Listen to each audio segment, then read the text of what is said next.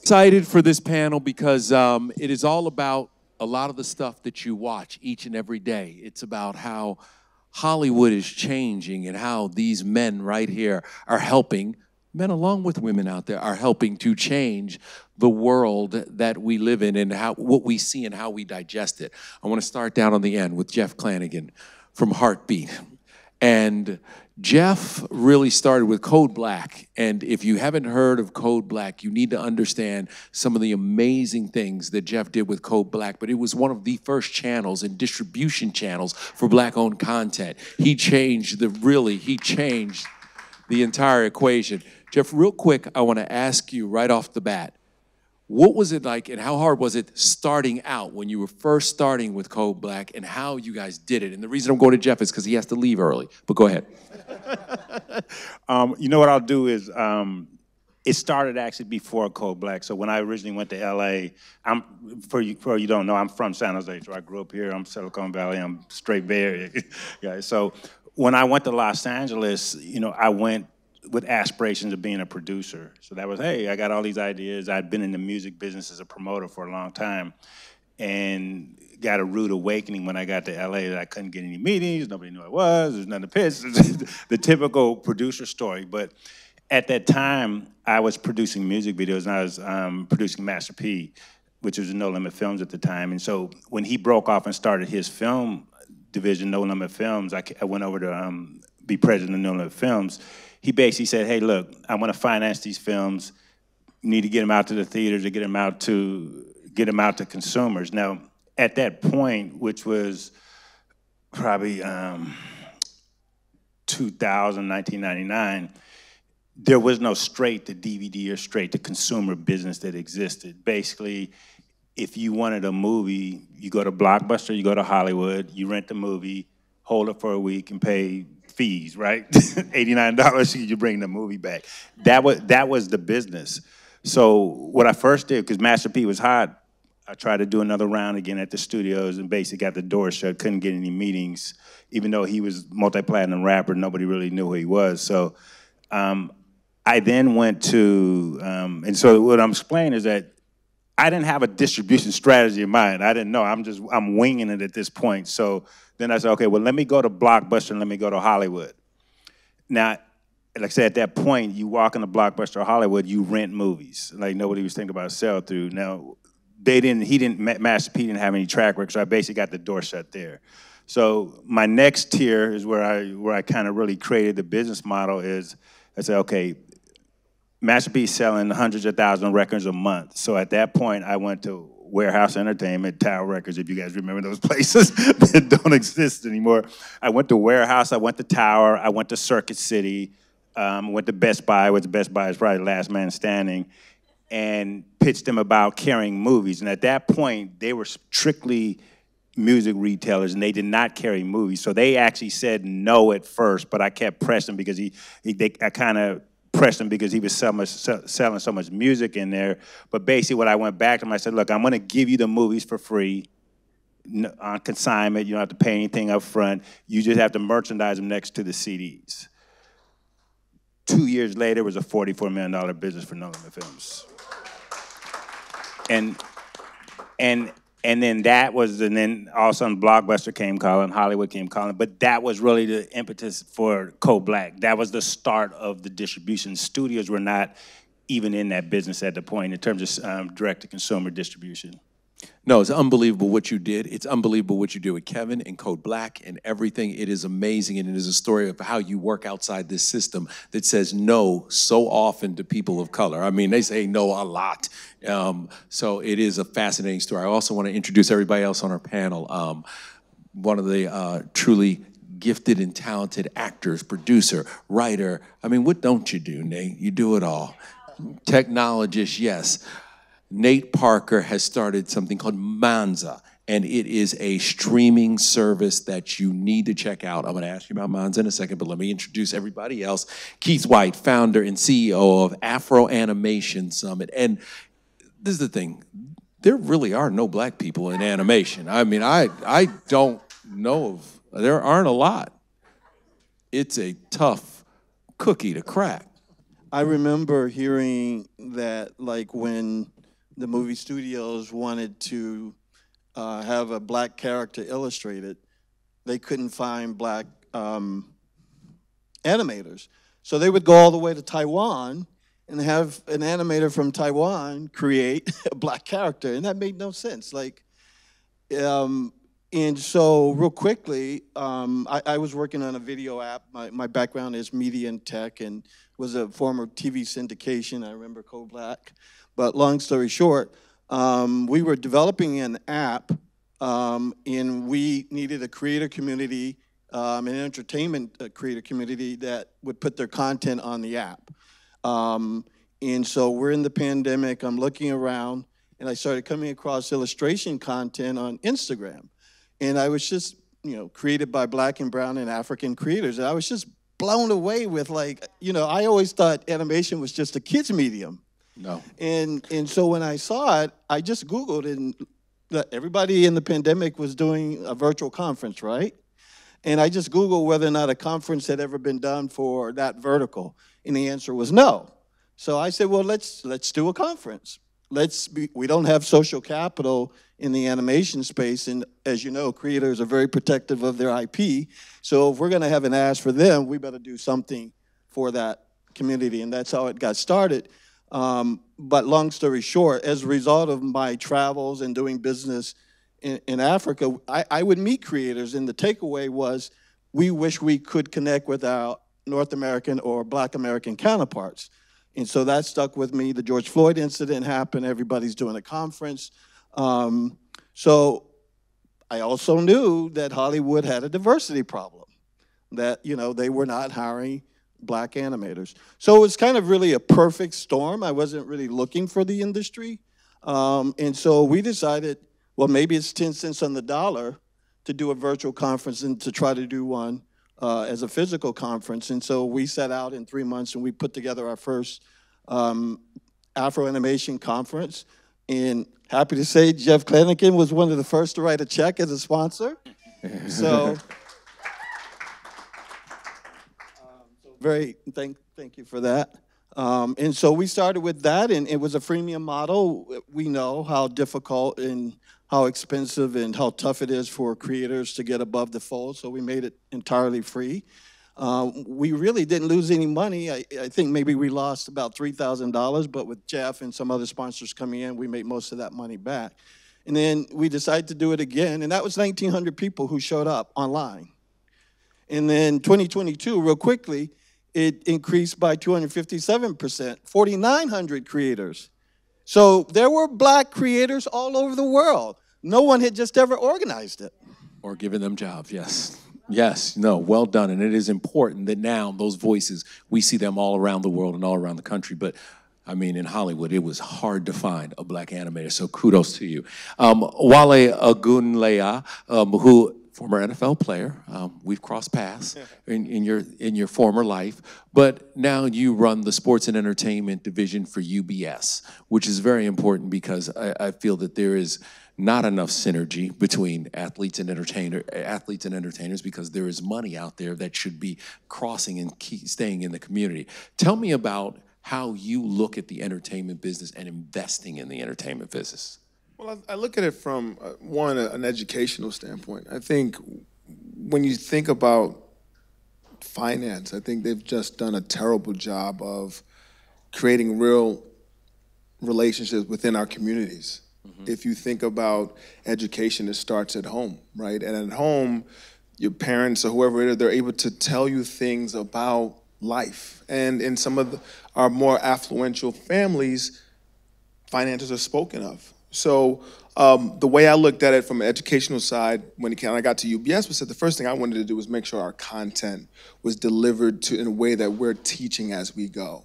And I think that's where a lot of our entertainers and our athletes get lost in seeing and speaking to people in finance when they talk in this jargony type speak, which confuses people and it scares people. So I know people who've made millions of dollars in TV or in sports, and they put their checks underneath their beds because they're afraid. Really, the truth of the matter is they don't understand. And instead of getting the help that they need, they're rather put that money in a savings account, not invest it. 10 years from now, their counterparts throughout the industry are making millions and millions of dollars off their money they've made, but the fact that we don't have the education and the resources to help support our entertainers, again, is the reason why I got with UBS, because I felt like this was my opportunity to change the narrative, stay away from the stereotypes, the biases. I mean, I'm as crazy as I was in sports, and as crazy as it is in sports, finance is really a Game of Thrones. It's really like as tough as it can be. And what I've found out is that if you find the right advocates, and I think UBS has done an amazing job in this, and being an advocate and trying their best in a society where it's just not conducive for people that look like me and come from backgrounds that I have. But when we create the content that we have, educate our clients as we go, and hold our hands through the process when it comes to investing, bringing them into the rooms where the barriers are super high, still opening that door and bringing them in those conversations, for me has been, for the last 4 years, has been super amazing what I've been doing at UBS. Jeff, I also want to ask you about, can you tell folks real quick about how you guys did the Kevin Hart films? Because I find it fascinating the way that you finance those movies. So there's a common theme that I kind of talked about earlier, is that don't take no for an answer. I mean, you hear a lot, but we just don't take no. So when I was producing Kevin's stand-up movie, which was Laugh at My Pain, we actually financed it independently. The numbers are public, so we financed it for $1.2 million, and we did it independently. I was actually at Universal at the time in a joint venture, and so once we looked at the movie, we said, hey, we might be able to do this theatrically. Now, keep in mind, there hadn't been a lot of traction for stand-up movies outside of Kings of Comedy, Martin Lawrence, obviously Richard Pryor, but we felt it was theatrical, and especially with what was happening in social media at the time. So we, once again, this time at least I could get the meeting, so we went around town to all the studios, Lionsgate, Sony, Warner Brothers, everybody. Lionsgate bid, but they said, hey, we only want to do 3 markets. And we said, no, this is bigger than that. So we walked out. And I think, I was just saying, the power to be able to walk away from a deal is really what empowers you. So we walked out, we put our money together, we got another $600,000, and I went directly to AMC theaters directly. And at this time, they were starting an AMCI independent program, which is AMC Independent. So what we did is we booked the movie. No agencies involved, no PR agencies, no distribution companies. Like, we were physically shipping stuff in the office and putting the posters together. We booked it in the AMC theaters on 200 screens, and first weekend came out $2 million. So like, whoa! Then everybody's calling, the phone's ringing. But we just kept it in there. We expanded. We ended up doing $7 million off of about a $2 million investment. So it was very successful. What that led to was Lionsgate calling back. so that led to Lionsgate calling back.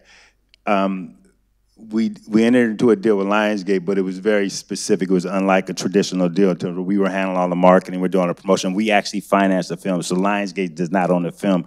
We kept the thing with Kevin owns all his catalog. Like, everything we do, he owns it, he self-finances. That film ended up doing $32 million in the box office. So that was kind of like the trajectory. No, there were guys running around and made an investment in that, were like, yo. Yeah, exactly. Yo. Exactly. They were like, you missed this one? You missed it was the big deal. Yeah. And a lot of those folks there were athletes who were involved in well, to your point, because even with this conference, so on that first film we're talking, we had investors. I had a couple football players. I put some money in, Kevin put some in, but we just had to go round up, get 50,000, 100,000. We put the money, we piecemealed the money together. Those investors are still making money off that film today. Yeah. No, it's great.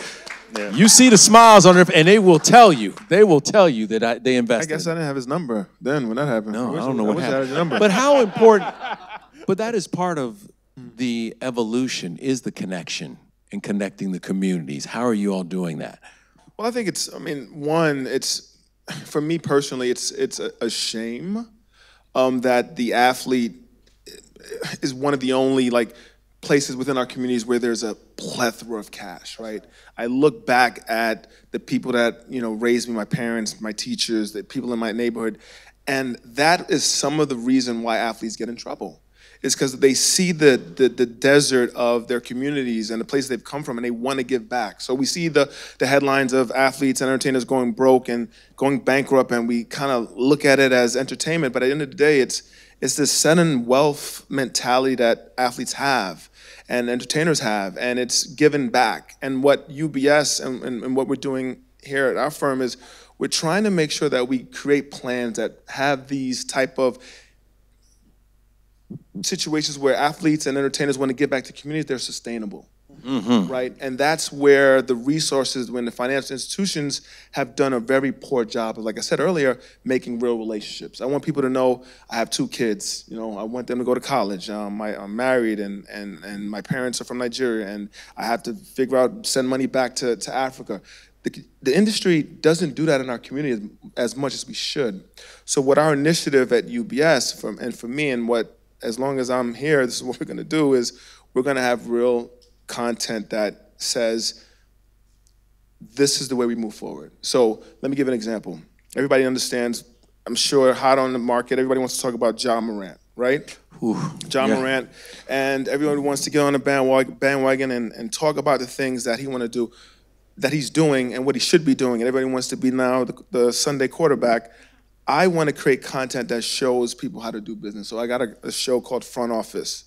And in Front Office, I bring in a guy like, let's say, Chris Paul, bring in his financial advisor. I bring in entrepreneurs that want to pitch to him.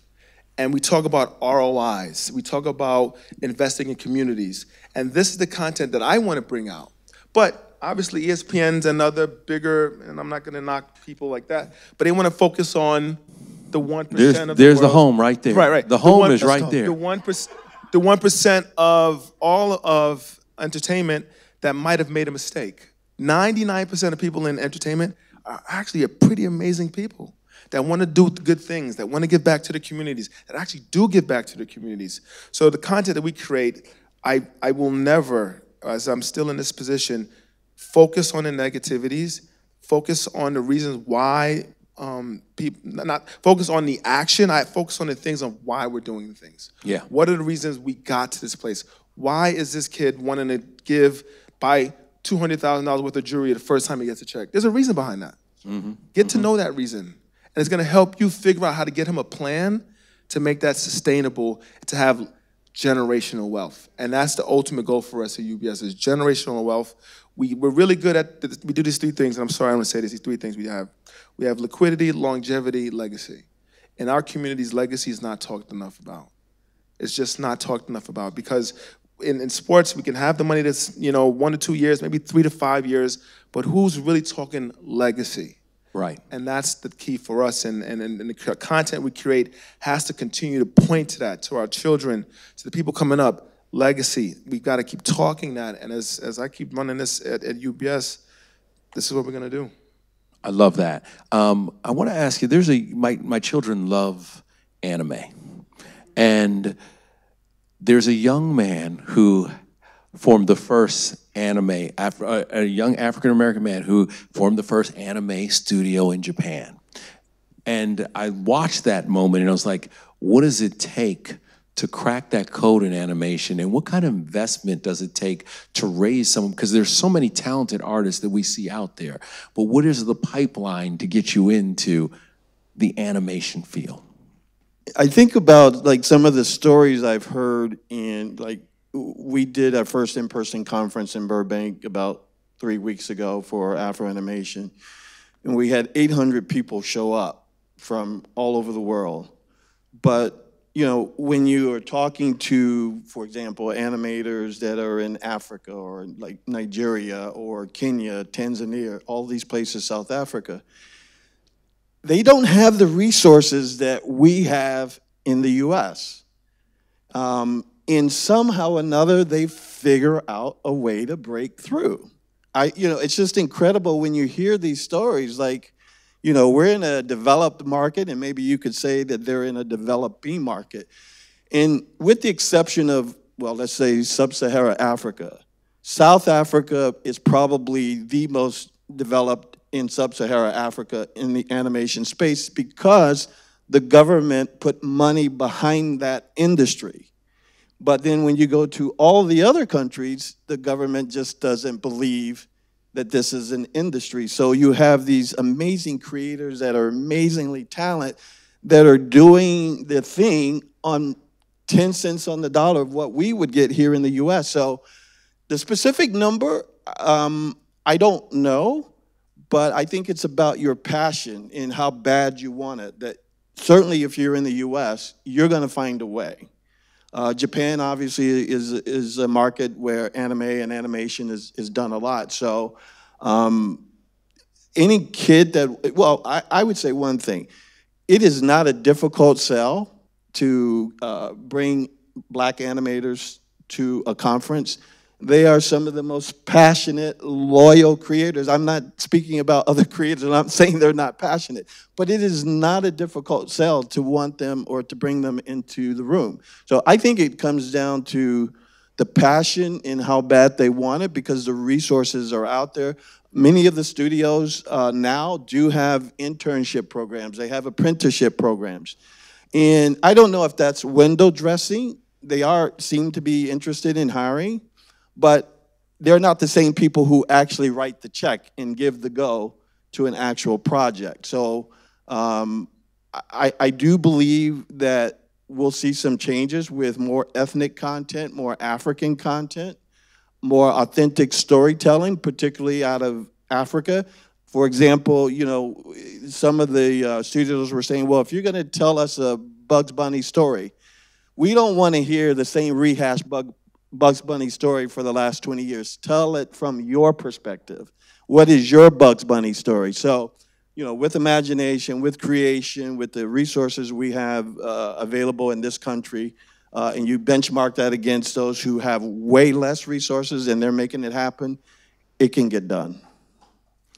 Nate, I want to ask you, how are you guys, and Jeff also, how are you guys cultivating your libraries for your service? How are you getting that library? Who are you going to? Who are you talking to?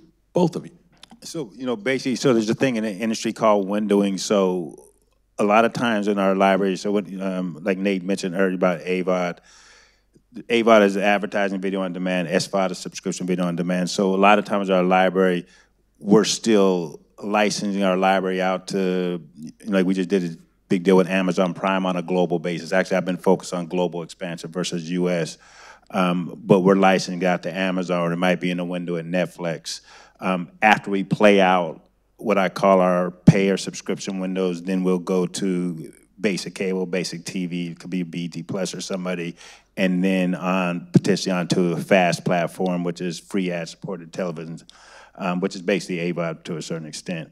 So it's really about windowing and how much you can keep working these windows, these license windows, to keep getting revenue, generating revenue off your catalog, and you keep adding to that catalog, so when you're going back out in the marketplace, you've got a bigger catalog and can demand much more money. You know, when I first started Entertainment Tonight, I had seen a couple of plays by this guy named Tyler Perry. I'd actually gone to the plays, and Diary of a Mad Black Woman comes out, and I'm like, y'all, this is tracking pretty good. But everybody in my office was like, please.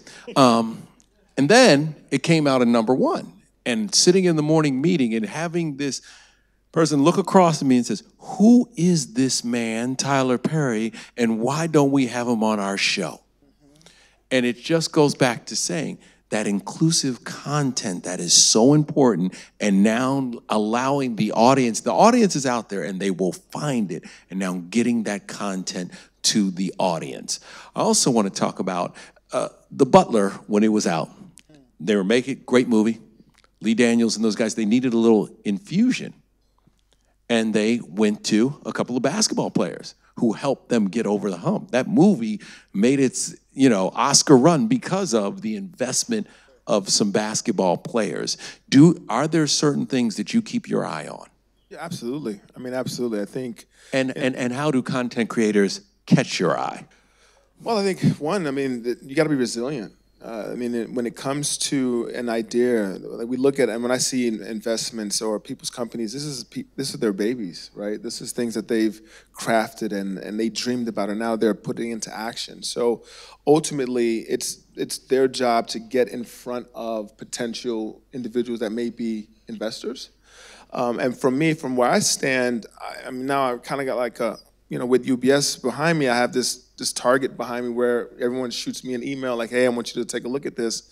But it is a great place to be for me. I have saved enough money, and that's what I think athletes need to understand too, is make sure, entertainers, that you've done the due diligence to now invest in things that could possibly fail, and it won't change your lifestyle, right? So you gotta have that cushion.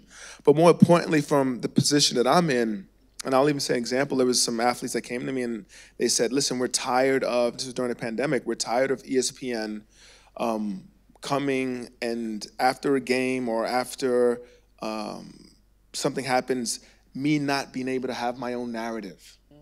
And we need to find a way to have our own platform. So one of my biggest checks was to a group of athletes to form their own Players TV, where they could put their own content and put their own ideas and shows and things that they wanted to have their fans and their community to have without having the big brother editing their comments and editing their content. That was my biggest check to date. And I think for corporations, and I want to say this for people in the audience, go where your bread's buttered. At the end of the day, if people don't want to do business with you, find somebody that will. Don't sit there and telling them and showing them how much you care about something, because at the end of the day, they're probably not really interested. Find those people that are interested. They're there. They're in this room. Network with people around. Hand business cards out. I say this to even to college students that I go and talk to. It's the same for adults. Don't be afraid to tell people your dreams. And I think as we get older, we get afraid of that. And I think when it comes to athletes, and here's the good thing about it, people tell us their dreams all the time, right? Because we got the capital to help fund those dreams. But it's not always going to be on the athlete side, right? So again, what I'll say is find people that are willing to listen to your story, and then also find people that are willing to actually invest. And companies like UBS and companies that, any other companies that have the capital and the resources to do the things. And I actually want to give a shout out to Jamie Sears. I know she's in here somewhere. She does an amazing job. And she does an amazing job of, and that's actually, the truth of the matter is, if you really want to figure out some things and want to bring your business and an idea to, that's the woman you probably need to talk to at UBS. But those are the people that, at the end of the day, even if we don't all look the same, there's people that are willing to hold your hand through the process. Find those people out. And then when it comes to athletes, we actually need, athletes and entertainers actually need the experts in this room to hold their hands and to educate them on why it's a good investment, to walk them through the process. Just don't show them a deck and say, hey, I want you to invest in this. Tell them, explain to them. And at the end of the day, we're both educating each other. And that's what I think from the capital that the athletes have, if you want to cap into that, teach them as you go. Be partners, true partners. Don't look at them as a cash cow. True partners and real relationships with these people. And I think at the end of the day, we're all going to benefit from that type of relationship. What was the name of that sports? Called Players TV. Okay. It's called Players TV. Players TV. It's a great platform. You see the contracts that athletes are getting. There's going to be tons and tons of billionaires coming out just from on the field and on the court. If we all work together to help each other and teach each other how to work and partner with the athletes, this is the one window where society's kind of given us. Let's take it and take advantage of it. It's pretty simple. And that's a very important point you say about the athletes not getting their voice or their say. Having sat in those rooms, in those meetings at ESPN, and listened to the comments and what is said and how they feel about these people, the same people who are making them a lot of money by leading that show each and every night. It's interesting, and it's not always in their best interest, and they don't want to hear both sides of the story. Actually, so it's important. I was thinking about maybe TV. I did a couple stints, and then one time when the director was like, "Hey, I want you to have this opinion," I was like, "No, I'm not saying that." And they were like, "No, we actually need you to have this opinion." And that's when I realized, like, you know what, I can't do this, right? You made the right choice. Right, I get it. Choice. You're doing all right. You're gonna be all right. But again, that's a cautionary tale for everyone who consumes some of the content on TV. Like, everything you see is not really what it is. Like, sometimes it is to put people against each other.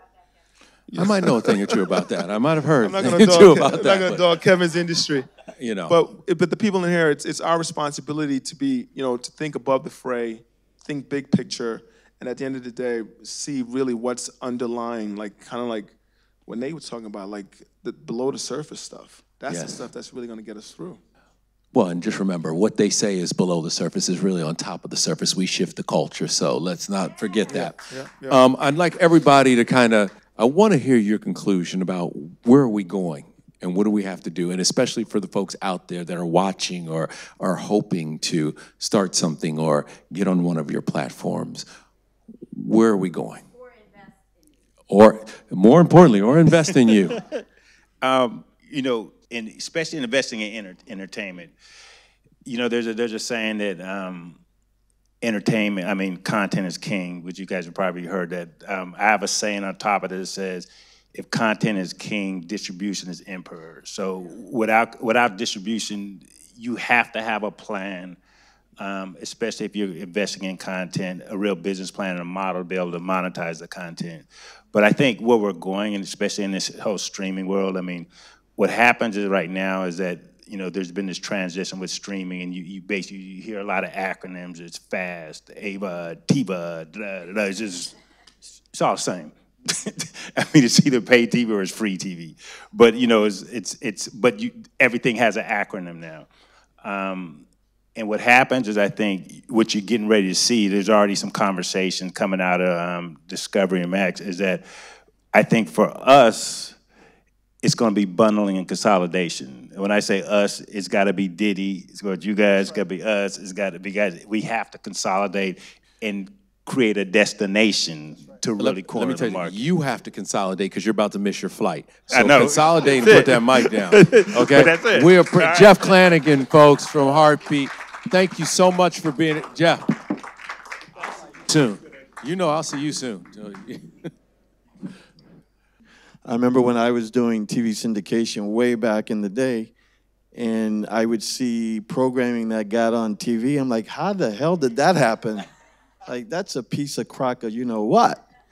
But it was distribution. They had distribution. And if you think about the evolution of where we are, at one point in time, depending your age, there were only 5 networks. And then cable TV came around, and there was premium cable and basic cable, but that unfolded and allowed BET to come in and some other channels of color. So now we're in the streaming age, and we have things that Nate is doing and what Jeff is doing. So there's going to be a streaming or 2 or 3 streaming platforms that are ethnic content oriented that will win. Maybe that's 5 years from now, maybe that's the next 10 years, but the streaming platform is going to allow for some ethnic content winners. So, I'm proud that you're making that bet now, and you're making it early because definitely you're early. So, I say that, technology changes everything. And, in my opinion, what we see today is going to be very different from 5 years from now. So, making the bet on these kinds of things, I think is extremely important. Well, I said pretty much enough today, but I think for us, I would say 2 things. One, it is okay to be stuck on the nostalgic of things, but we still have to be forward thinking. That's where I think a lot of us lose out, where we get stuck in our ways. Like for me, even when it comes to the music now, I grew up in the 90s, and now this new music, I just can't. I feel you. I'm with you. I just can't. Yeah, I'm but right some there. of our biggest clients are some of these, mumble, type rappers. So I've got to be nimble. So all I'll say is, when it comes to just life in general and with your investments and things you're doing, the content you create, be forward thinking. You can still have a foot in the past and in the way you were raised and the way you know things that you love, but think forward thinking, because if not, you know, you're gonna get left behind. It's just the way cycle of life is, and that's all I would probably say. I think that's good stuff, and yeah, no, I have it in my car. Man. My 16-year-old kills me, man. I'm like, just stop. I like, I might have cut him off at J. Cole, and I was like, I'm good. J. Cole was, it might end right there. First of all, I appreciate you being here, because it is so important that we have this inclusive content that changes the narrative, because it changes the way people think. And we have to think about that. The things that we see each and every day, it changes the way you think, especially what our kids see. I do want to mention, while I'm sitting here right now, I am launching a travel app because of changing the way you think and what you see. I've traveled around the world, but when I traveled around the world, I noticed that the things that were being shown to me, were not things that were for a cultural traveler. And so it was so frustrating. I was in London and I was looking at Big Ben in Parliament, and I didn't realize if I had walked the other way 100 yards, I would see the Mary Seacole statue, the most famous black person in UK history. It was right there for me, but I didn't know. And so as we've traveled around the world, we've missed those things. And so we're starting an app called Seppi, and this young man right here, it's for people like him. He gives an amazing tour in the harbor in Lisbon about the slave trade, how it started. And it's hard to find him if you're looking on other apps and other places. He's buried, but he's front and center for us. And that's what it's about, finding all these places that appeal to the cultural traveler. So I just wanted to throw that out there. Just like the content, we have to start thinking about what feeds our mind and feeds our children's minds just as much. So thank you for being here. I downloaded, man, so you know I'm deep in it now. I'm with you, Nate. We're rolling. And I'm looking forward to the animation and the young animators that are coming out. And Wale, we met at the Super Bowl. I gave him an award at the Super Bowl. We used to give out these silly ET awards at the Super Bowl. And I believe I gave you most likely to join Oprah's book club, win Oprah's book club. Yeah. It was something. Most likely be like Oprah book club member or something. Or something. It was something. It was something. We were big up in I was happy about it. Yeah. I mean, we didn't win the Super Bowl, so that's all I won that weekend. No, that was a down. I didn't want to go there. I didn't want to mention that. Yeah, but thank you, everybody, for being here, and thank these gentlemen for being here.